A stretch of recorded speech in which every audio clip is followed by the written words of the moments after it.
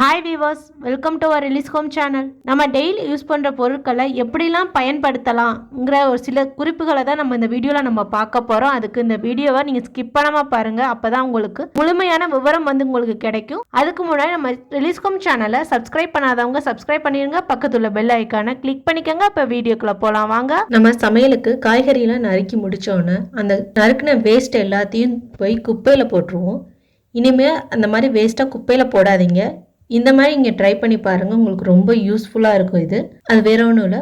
இப்போ நம்ம காய்கறி இந்த மாதிரி நறுக்கி இந்த மாதிரி வேஸ்ட் எல்லாத்தையும் நீங்கள் குப்பையில் போடாமல் உங்கள் வீட்டில் ஏதாவது செடியோ இல்லை மரம் ஏதாவது இருந்தாலும், தென்னை மரம் அந்த மாதிரி எதுவாக இருந்தாலும் நீங்கள் இந்த காய்கறி நறுக்கின வேஸ்ட்டை போய் அதில் போட்டிங்கன்னா அது மண்ணோட மண்ணாக மக்கி அதுக்கு நல்ல உரமா இருக்கும். நம்மளுக்கு காய் பூ எதுவாக இருந்தாலும் நம்மளுக்கு இன்னும் ஃப்ரெஷ்ஷாக நல்லா டேஸ்ட்டாக இருக்கும். இதை நம்ம செடியில் போட்டாலும் பூ நல்லா ஃப்ரெஷ்ஷாக பூக்கும், நல்லா பெருசாகவும் பூக்கும். நம்மளுக்கு இல்லைன்னா நறுக்குன காய்கறியை இதை நம்மளே மக்க வச்சு நம்ம உரமாகவும் செடிக்கு போட்டுக்கலாம். இதை எப்படி மக்க வைக்கிறதுங்கிறத உங்களுக்கு இன்னொரு வீடியோவில் நான் டீட்டெயிலாக சொல்கிறேன். இனி இந்த மாதிரி கட் பண்ண காய்கறி எதுவாக இருந்தாலும் வேஸ்ட் பண்ணாமல் நீங்கள் செடியில் போட்டிங்கன்னா நம்மளுக்கு அது நல்ல பயன் தரும். இந்த மாதிரி நீங்கள் ட்ரை பண்ணி பாருங்க. இது உங்களுக்கு ரொம்ப யூஸ்ஃபுல்லாகவும் இருக்கும், ரொம்பவும் பிடிக்கும். இந்த டிப்ஸ் உங்களுக்கு பிடிச்சிருந்துச்சுன்னா லைக் பண்ணுங்க, சப்ஸ்கிரைப் பண்ண மறந்துடாதீங்க.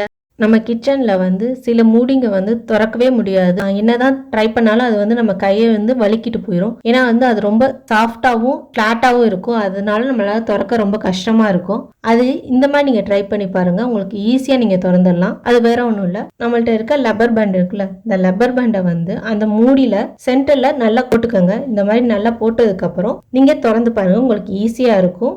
இது இல்லைன்னா உங்கள் வீட்டில் ஏதாவது ரஃப்பான துணி இல்லை கிளாத் ஏதாவது இருந்துச்சுன்னா அதை வச்சு நீங்கள் அது மேலே வச்சு நல்லா திறந்தீங்கன்னா ஈஸியாக திறந்துடலாம். இந்த மாதிரி நீங்கள் ட்ரை பண்ணி பாருங்கள், இது உங்களுக்கு ரொம்பவே யூஸ்ஃபுல்லாக இருக்கும். இந்த டிப் உங்களுக்கு பிடிச்சிருந்துச்சுன்னா லைக் பண்ணுங்கள், சப்ஸ்கிரைப் பண்ண மறந்துடாதீங்க. நம்ம வீட்டில் காப்பர் பாத்திரம் இருந்துச்சுன்னா அந்த காப்பர் பாத்திரத்தை அடிக்கடி கழுவிக்கிட்டே இருக்கணும். அந்த மாதிரி கழுவாம விட்டோம்னா இந்த மாதிரி உள்ள ஃபுல்லா கருப்பாயிரும். இது எனக்கு நான் தீர்த்தம் வச்சிருந்த பாத்திரம்.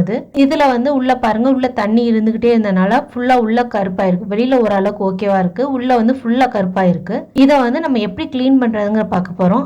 எனக்கு இது ரொம்ப ஈஸியா இருந்துச்சு, அதனால நான் இதை உங்களுக்கு ஷேர் பண்றேன். அது வேற ஒண்ணும் இல்ல, அந்த காப்பர் பாத்திரத்துல லைட்டா நம்ம வச்சிருக்க வினிகரை லைட்டா அதுல ஊத்திக்கோங்க. இந்த மாதிரி ஊத்திட்டு நம்மள்ட்ட உப்பு இருந்தா உப்பை லைட்டா தூவிக்கிட்டு அந்த வினிகரும் உப்பு ரியாக்ட் ஆகி நம்மளுக்கு அந்த காப்பர்ல உள்ள அந்த கருப்பு எல்லாத்தையுமே எடுத்துரும். இங்க பாருங்க, ரொம்ப கஷ்டப்பட்டுலாம் தேய்க்கல, லைட்டா தான் தேய்க்கிறேன். சூப்பராகவே கிளீன் ஆயிடுது பாருங்க. இப்ப நம்ம வெளியில கிளீன் பண்ணியிருக்கோம், நம்மளுக்கு வெளியில கிளீன் பண்ணாலும் எவ்வளவு சூப்பரா போயிடுச்சுன்னு பாருங்க. இது உள்ளேயும் லைட்டா கொஞ்சமா வினிகர் போட்டுட்டு உப்பையும் கொஞ்சோண்டு சேர்த்துக்கலாம். இல்ல நான் நைஸ் உப்பு சேர்த்துருக்கேன். இங்க பாருங்க உள்ள எவ்வளவு கருப்பா இருந்துச்சு. இப்ப பாருங்க நான் தேய்க்க அந்த கருப்பு போய் எவ்வளவு கிளீனா இருக்கு பாருங்க. பழங்க நம்ம இப்ப தேய்ச்சாச்சு, பாத்திரமே புதுசு மாதிரி ஆயிடுச்சு பாருங்க. இத கொஞ்சமா வெதுவெதுன்னு உள்ள தண்ணியில கழுவிக்கங்க. இந்த பாருங்க, இந்த தண்ணி ரொம்ப சூடா இல்ல, லைட்டா தான் கை பொறுக்க அளவுக்கு சூடு இருக்கு. பாத்திரத்தை இதுல லைட்டா அப்படியே முக்கி கழுவிடுறேன். இப்ப கழுவியாச்சு, எவ்வளவு புதுசா இருக்கு பாருங்க, புதுசு மாதிரியே இருக்கு. நம்மளுக்கு இதுக்கு நம்ம ரொம்ப கஷ்டப்பட்டு தேய்க்கணும்னு அவசியமே இல்லை, ஈஸியாவே கருப்பு எல்லாமே போயிடும். இந்த மாதிரி இங்க ட்ரை பண்ணி பாருங்க, இது உங்களுக்கு ரொம்பவே பிடிக்கும். இந்த டிப் பிடிச்சிருந்துச்சுன்னா லைக் பண்ணுங்க, சப்ஸ்கிரைப் பண்ண மறந்துடாதீங்க.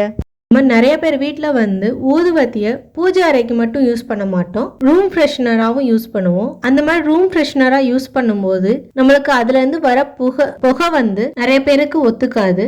குறிப்பா வீசிங் உள்ளவங்களுக்கு அந்த புகையை சுவாசிக்கும் போது அவங்களுக்கு வீசிங் வர்றதுக்கு நிறைய வாய்ப்புகள் இருக்கு. அதுக்கு இனிமே நீங்க இந்த மாதிரி ட்ரை பண்ணி பாருங்க. ரூம் ஃப்ரெஷ்னரை புகையே இல்லாம நம்ம யூஸ் பண்ணிக்கலாம். இந்த மாதிரி ஊதுபத்தி ஒரு பாக்கெட் எடுத்துக்கோங்க. இந்த மாதிரி ஒரு பாக்கெட் எடுத்ததுக்கு அப்புறம் அதை அதுலயே வச்சுட்டு நல்லா நச்சுக்கோங்க. நல்லா அந்த ஊதுபத்தி பவுடர் ஆகுற வரைக்கும் நல்லா நச்சுக்கோங்க. இந்த மாதிரி நல்லா நச்சதுக்கு அப்புறம் இந்த குச்சி மட்டும் நமக்கு தனியா இருக்கும் பாருங்க. நச்சதுக்கு அப்புறமாட்டி இந்த நச்சோன்னா அந்த ஊதுவத்தி பவுடரை ஏதாவது ஒரு கண்டெய்னர்ல கொட்டிக்கோங்க. இந்த மாதிரி கொட்டினதுக்கு அப்புறம் அதுக்கு மேல ஏதாவது இந்த மாதிரி பேப்பர் ஏதாவது வச்சுக்கோங்க. நியூஸ் பேப்பர் இல்ல நோட் பேப்பர் எதுவாக இருந்தாலும் ஓகே.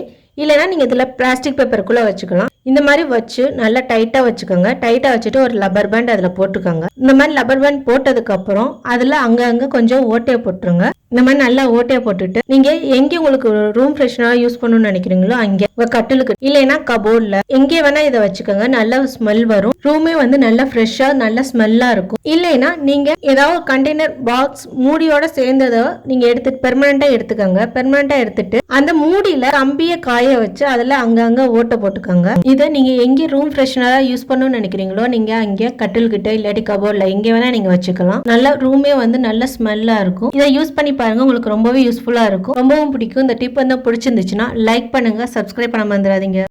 இந்த டிப்ஸ்லாம் உங்களுக்கு பிடிக்கும்னு நினைக்கிறேன். பிடிச்சிருந்துச்சுன்னா நம்ம ரிலீஸ் ஹோம் சேனலை சப்ஸ்கிரைப் பண்ணிடுங்க. உங்கள் ஃப்ரெண்ட்ஸுக்கும் வந்து ஷேர் பண்ணுங்கள். பக்கத்துல உள்ள பெல் ஐக்கானை கிளிக் பண்ண மறந்துடாதீங்க. தேங்க்யூ ஃபார் வாட்சிங்.